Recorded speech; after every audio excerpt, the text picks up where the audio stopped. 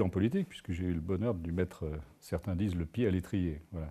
En fait, il a participé à un voyage que j'organisais, j'étais à l'époque député européen, et j'avais organisé un voyage avec quelques étudiants en Pologne. Pendant plusieurs jours, on a visité la Pologne, on a rencontré d'éminentes personnalités, Sonia Darnoche, du milieu religieux, bien sûr le Premier ministre également. Et donc ça a été l'occasion pour moi en quelques jours de voir à quel point Michel était accroché à la politique et avait donc la fibre politique. Voilà. Et ça se voyait, ça se constatait. Et quand on passe comme ça plusieurs jours avec des étudiants, on le voit immédiatement. Michel et moi sommes de vieux amis, des amis d'enfance, effectivement. Nous nous sommes rencontrés il y a maintenant plus de 30 ans. Nous nous sommes trouvés assez vite à partager d'abord de bons moments, des moments d'amitié, des moments qui fondent cette amitié, et puis à partager certaines valeurs, à partager également certaines passions, comme celle pour le cinéma ou pour la chose publique, que depuis Michel a largement plus investi que moi.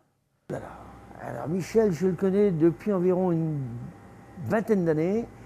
Il était jeune attaché parlementaire et élu en charge du commerce et de l'artisanat dans le 5e arrondissement. Et là, comme j'étais président de l'association des commerçants, eh bien, j'ai travaillé en étroite collaboration avec Michel. Depuis cette rencontre, c'est devenu un ami, c'est un proche. Michel, si demain j'ai besoin, il est là, quoi. Ouais.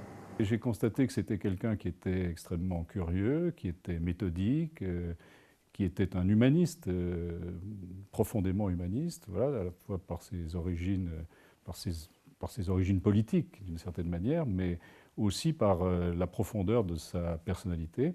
Et donc, tout naturellement, je veux dire, on a décidé de faire une partie du chemin ensemble.